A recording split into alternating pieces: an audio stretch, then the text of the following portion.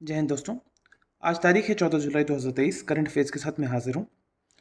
जो थंबलाइन में आपको आर्टिकल दिख रहा होगा थंबनेल में, उसी के साथ शुरू करते हैं। हुआ क्या है कि कैनरी आइलैंड के ऊपर फ्लोटिंग गोल्ड मिला है। फ्लोटिंग गोल्ड किस तरीके से मिला है? एम्बर ग्रिस नाम का एक पदार्थ है जो कि डेड वेल के अंदर पाया गया है। एम्बर ग्रिस बहुत ज़्यादा रेयर और बहुत ज़्यादा महंगा पदार्थ माना जाता है। इतना महंगा कि इसका 1 किलो एम्बर ग्रिस अगर किसी को मिले तो वो 1 करोड़ रुपए का इंटरनेशनल मार्केट में उसे बेच सकता है। 1 करोड़ रुपए का 1 किलो एम्बर ग्रिस। इसे फ्लोटिंग गोल्ड भी बोला जाता है क्योंकि ये वेल की वॉमिट के ऊपर बोला जाता है। मतलब ये वेल का जो वॉमिट होता है उससे एम्बर ग्रिस बनता है। और ऐसे वैसे हर एक वेल के वॉमिट से नहीं, ये जो स्पेशली जो स्पर्म वेल होती है जिसकी फोटो आपको स्क्रीन पे दिख रही होगी, उस वेल के अंदर उसके इंटेस्टाइन के अंदर ये सारा का सारा एम्बर ग्रिस नाम का ये जो पदार्थ है ये बनता है। सिर्फ और सिर्फ 1% स्पर्म वेल्स के अंदर ही ये एम्बर ग्रिस बनता है। और ये जो स्पर्म वेल्स हैं इनको लोग मारने के लिए चले जाते हैं कि हाँ ठीक है हम लोगों को एम्बर ग्रिस मिल जाए, हम जल्दी जल्दी अमीर हो जाए। इसलिए IUCN रेड लिस्ट में इसे वनरेबल का दर्जा दिया गया। इनफैक्ट हमारा जो प्रोटेक्शन एक्ट है 1972 प्रोटेक्शन एक्ट, उसके अंदर भी हम लोग इसके अंदर बोला गया है कि इसकी जो हंटिंग है ये नॉट अलाउड है। ठीक है, चलो अब दूसरे आर्टिकल पे आते हैं। India third moon mission. अब आप जानते होंगे कि आज चंद्रयान 3 लॉन्च होने वाला है 2 बजे, 2 बज के कुछ मिनट पर। ठीक है, ये जो चंद्रयान 3 है ये होने वाला है launch Satish Dhawan space centre से। सतीश धवन नाम का जो स्पेस सेंटर है वहां से ये लॉन्च होने वाला है। और लॉन्च किस में होगा? Launch vehicle mark 3, LVM-3। ये बड़ा इंपॉर्टेंट है। हो सकता है प्रीलिम्स में से डायरेक्टली क्वेश्चन पूछ लिया जाए कि चंद्रयान 3 जो है वो कौन से वाले व्हीकल से लॉन्च हुआ, तो LVM-3 वाले व्हीकल से लॉन्च हुआ है। अब एक और चीज़ इंपॉर्टेंट जानने वाली क्या है, ये जो LVM-3 है ये किसके अंडर आता है? मतलब टोटल इसरो में 3 इंपॉर्टेंट लॉन्च व्हीकल्स है। 3 इसरो के अंदर ISRO जो हमारी इंटरनेशनल स्पेस रिसर्च ऑर्गेनाइजेशन है इंडिया की, वो जो है उसके अंदर टोटल 3 इंपॉर्टेंट लॉन्च व्हीकल्स आते हैं। सबसे पहले आता है PSLV, polar satellite launch vehicle. दूसरा आता है GSLV, the Jio synchronous satellite vehicle. और SSLV, स्मॉल सैटेलाइट व्हीकल। अब ये SSLV 3.8 टन मतलब 380 किलोग्राम को ही उठा के ले जा सकता है। ये जो GSLV है, the geo synchronous satellite launch vehicle, ये एक बड़ा इंपॉर्टेंट हमारा क्या बोलते हैं लॉन्च व्हीकल माना जाता है। क्योंकि ये जो व्हीकल है ये काफ़ी ज़्यादा मतलब 8 टन तक हमारे जो स्पेस सैटेलाइट्स हैं उनका भार उठा के ले जा सकता है, 8 टन से भी ज़्यादा।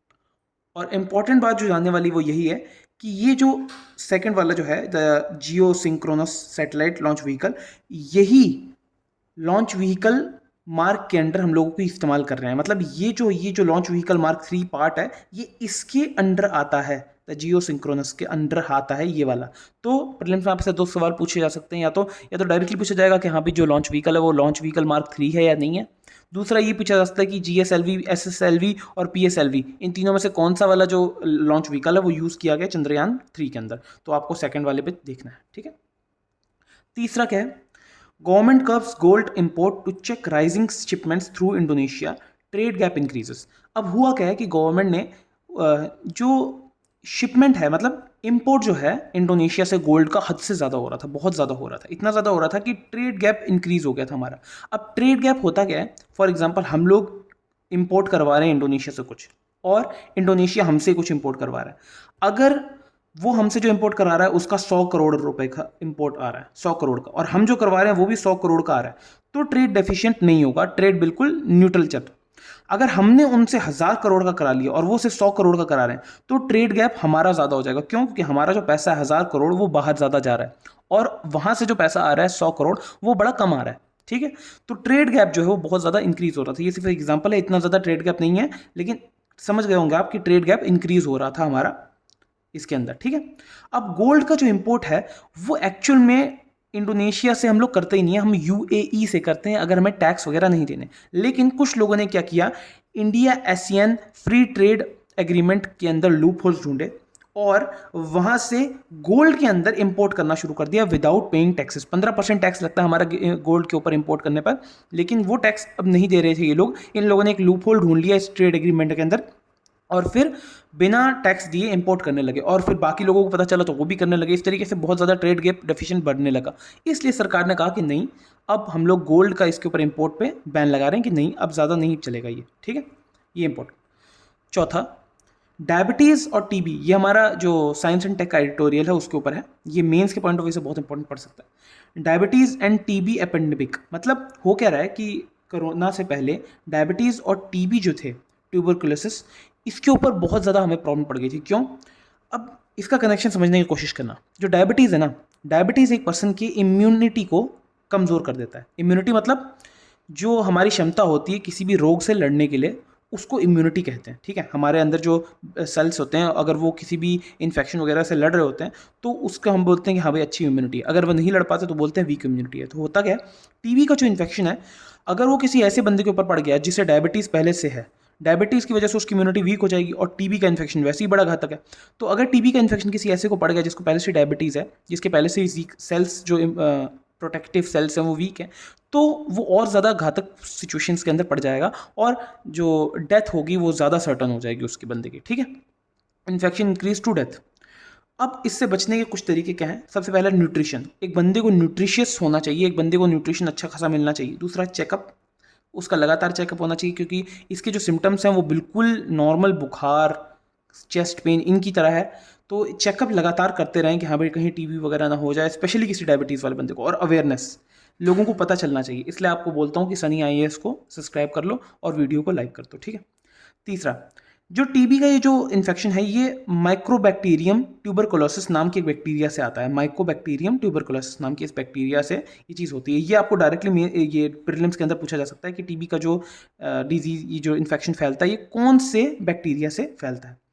और सबसे ज़्यादा चिंताजनक बात देखिए, according to global TB report 2022, 2022 की रिपोर्ट के हिसाब से 28% of all TB cases came from India. मतलब अगर पूरी दुनिया में 100 टीबी केसेस आ रहे हैं, 100 के टीबी केसेस पूरी दुनिया में आ रहे हैं, तो उसमें से 28 सिर्फ इंडिया से आ रहे हैं। सोचिए, पूरी दुनिया में सिर्फ 28, मतलब 28 केसेस तो हमारे वाले में से ही आ रहे हैं, सिर्फ और सिर्फ इंडिया से आ रहे हैं।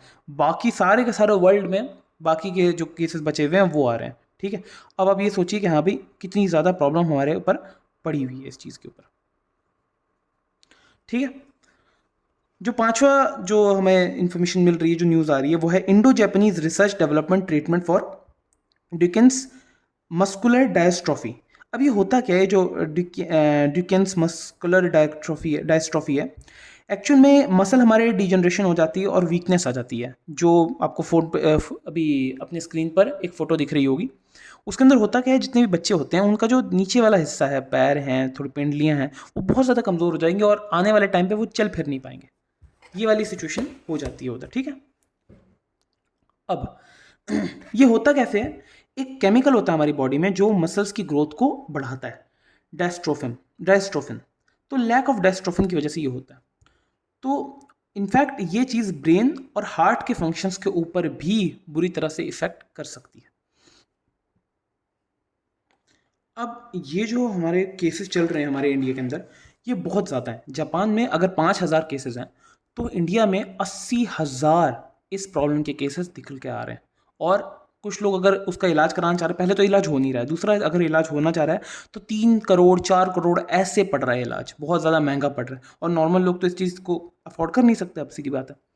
तो हो क्या रहा है इस चीज़ पे, सिचुएशन क्या बन रही है, जापान और इंडिया ने मिलकर इनिशिएटिव उठाया कि हम एक नई मेडिसिन को ढूंढेंगे जिससे ये चीज़ ठीक हो जाए। और मेडिसिन को ढूंढा भी गया, बेटा ग्लूकन नाम की एक मतलब एक तरीके से फूड सप्लीमेंट बनाया गया है, जो अगर देते रहें तो साल भर में इस चीज़ पे बढ़िया इफेक्ट पड़ सकता है, बच्चे दोबारा अपने पैरों पर खड़े हो सकते हैं।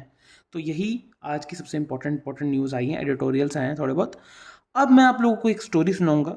बर्थडे है आज कॉनर मैग्रेगर, जो हमारे यूएफसी के बहुत अच्छे फाइटर रहे हैं एक टाइम पे, अभी भी हैं वैसे तो इनके ऊपर एक स्टोरी सुनाऊंगा, इनके इनके जैसे ही दिखने वाले एक पर्सन के ऊपर स्टोरी सुनाऊंगा। उससे आपको आज के जितना भी जो भी आपने करंट अफेयर्स अभी तक पढ़े हैं उसको याद करने में एक थोड़े बहुत की पॉइंट्स मिल जाएंगे, एक स्टोरी मेथड मिल जाएगा जिससे आप इन चीज़ों को याद रख सकते हैं। एक दो बार स्टोरी को सुनिएगा, आई एम श्योर आपको हेल्प मिलेगी। ठीक है, स्टोरी है मैग्रेगर जो है हमारे अब देखिए वो इन्हीं की तरह दिखते हैं, ठीक है, इन्हीं की तरह उनकी बॉडी है, बड़ी वाली बॉडी है, ठीक है, लेकिन उनकी थोड़ी ट्रेजिक स्टोरी है, कोई और है ये बंदे, ठीक है, वो नहीं है। McGregor drinking can while a well of gold swept on beach. ये कैन पी रहे थे, ठीक है, ये कैन पी रहे थे, कैन पी रहे थे, तो एक वेल आई, गोल्ड की वेल, बहुत ज़्यादा सोने से भरी हुई वेल आई, जो कि बीच के ऊपर आ गई। बीच के ऊपर बैठ के ये कैन पी रहे थे, एक सोने की बनी हुई वेल वहाँ पर बीच के ऊपर तैरते हुए आ गई। तो इन्होंने सोचा कि हाँ यार मैं अपनी ताकत लगाऊंगा। He tries to throw it on the Chandra. इन्होंने सोचा कि मैं मून पे फेंकूंगा इसको, इतनी पावर है मेरे पास, मैं इसे मून पे फेंकूंगा। एक वेल को मून पे फेंकने जा रहे हैं, सोचो कितनी बकवास स्टोरी।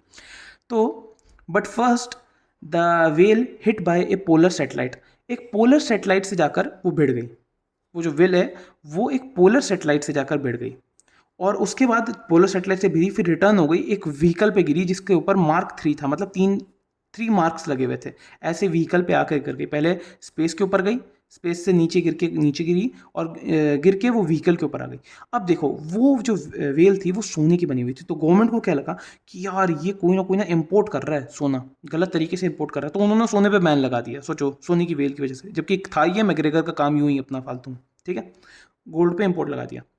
अब मैग्रेगर को डायबिटीज हो गया। डायबिटीज क्यों हुआ? आपको याद है कैन पी रहा था, तो उसने किया क्या, 28 अलग अलग कैंस पी ली। 28 मतलब 28% वाला, ठीक है, 28 अलग अलग कैंस पी ली, तो उसकी वजह से उसको डायबिटीज हो गया, और बैक्टीरिया ऑफ टीबी भी उसके लंग्स के अंदर एंटर हो गया, जिसकी वजह से उसकी बहुत हालत खराब हो गई, ठीक है। अब इतना खांस रहा है, इतनी बैंड बज रही है उसकी। उसके बाद उसे later his body loses dystrophin. इतना ज़्यादा खांसने के बाद, इतनी ज़्यादा डायबिटीज़ के बाद जो प्रॉब्लम्स उसके शरीर में आ रही थी, वो डायस्ट्रोफिन लूज़ करने लगा, और उसके साथ साथ उसके मसल्स वगैरह भी लूज़ होने लगे, और वो फिर अनेबल टू वॉक हो गया, और एक व्हील चेयर के ऊपर आके बैठ गया। ये थी मैग्रेगर की ट्रेजिक स्टोरी। कॉनर मैग्रेगर के जैसा ही दिखने वाला एक बंदा, उसी के जैसा नाम, उनकी एक ट्रेजिक स्टोरी थी, ठीक है। अब इस चीज़ को आई होप कि आप लोगों को बहुत ज़्यादा मदद मिली हो। इन चीज़ों को लगातार याद करते रहिए, एक बार 2-3 बार सुन लीजिए, आई एम श्योर आपको ये चीज़ याद हो जाएगी। बहुत अच्छे स्टोरी मेथड तरीके से आपको चीज़ इन्फॉर्मेशन डेलिबरेटली आपको मिलती रहेगी आगे भी। इस चैनल को सब्सक्राइब कर लीजिए, लाइक कर लीजिए वीडियो को। Thanks for watching. जय हिंद।